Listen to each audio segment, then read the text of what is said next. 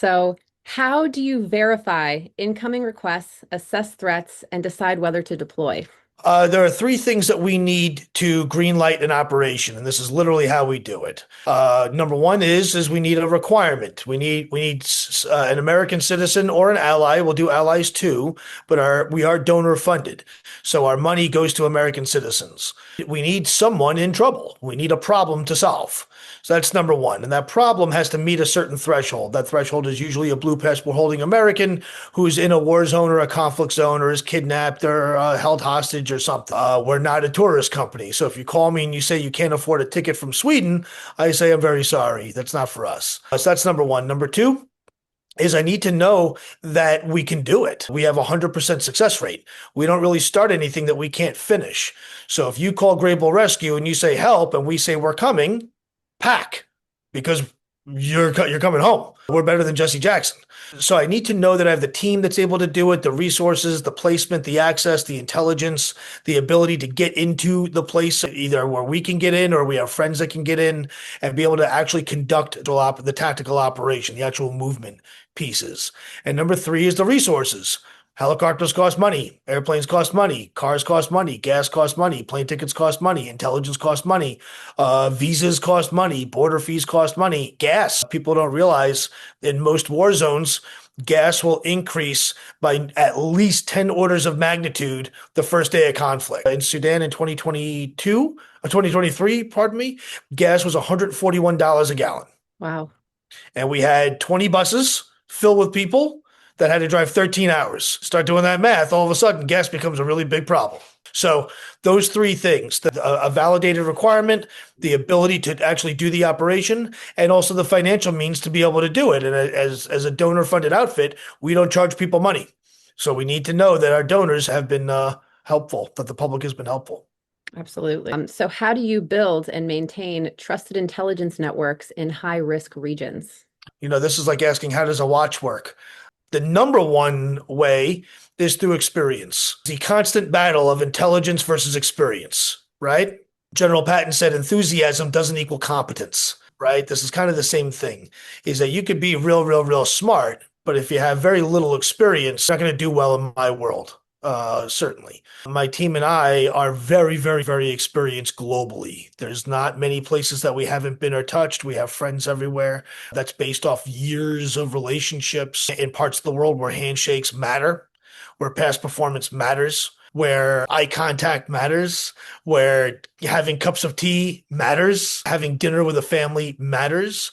And we've done all those things for decades and decades and decades, over 1,000 years of collective experience on my team. We've been a lot of places, done a lot of things, and with a lot of people.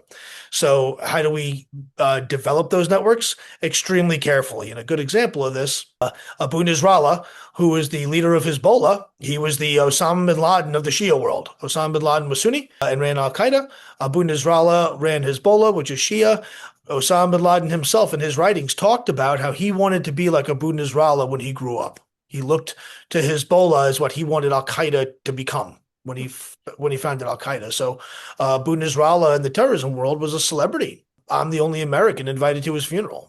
Wow. Now, how is that possible? Well, because when we were working in Lebanon, instead of going in as we are angry Americans or we are tough guys or we have big giant egos the size of cathedrals, which most people are inclined to do, and all those other good things, we approach the problem from the perspective of humility. We're allergic to hubris at BERYL Rescue. That's not our thing. So we recognize that there are Americans in Hezbollah that need to be evacuated. We don't really care why that is. The war part is not our concern and not our problem. If you get blown up, you don't care if you get blown up by Hezbollah, the Israeli Air Force, or whoever, frankly. What you know is that things are falling from the sky and you don't want to be there anymore. That's what you know. That's all you care about. So when we approach some of the power brokers in Lebanon, from the perspective of there are Americans here that we are here to help. We don't care about the politics. That's not our problem. And in fact, we're actually here to help you. And let me explain to you why. If I'm running a bus of Americans in Lebanon and some 18-year-old Hezbollah kid shoots up that bus and kills 30, 40 Americans, That's a great way to get a U.S. military response and get the U.S. Marine Corps to come to Beirut. And when that happened the last time in the 80s, you, Hezbollah, did not like that. So I'm here to help you. We're going to run buses. We're going to do things. We're going to do maritime operations. We're going to do air operations. But the reality is we need to work together, because if we don't, then the Marines are going to come and they're going to kill everybody. And that's bad for you. Yeah. So I'm here to help you. And that approach resonates. It's in their interest, frankly. Now, what does that turn into me? What does that manifest itself from my perspective?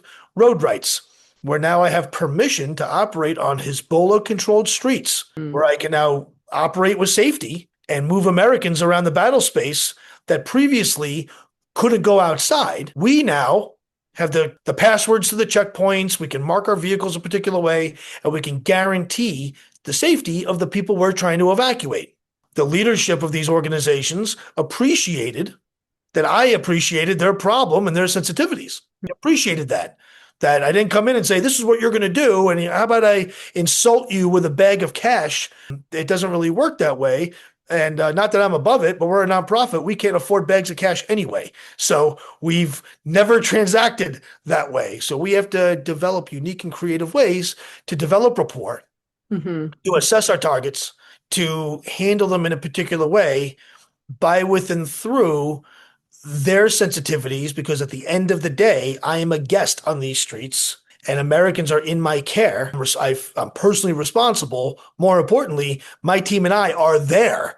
So we have a very large vested interest in the success of an operation, because I will be on the bus that gets shot up.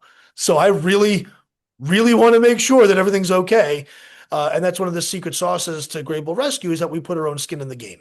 And that really inspires us to do a good job.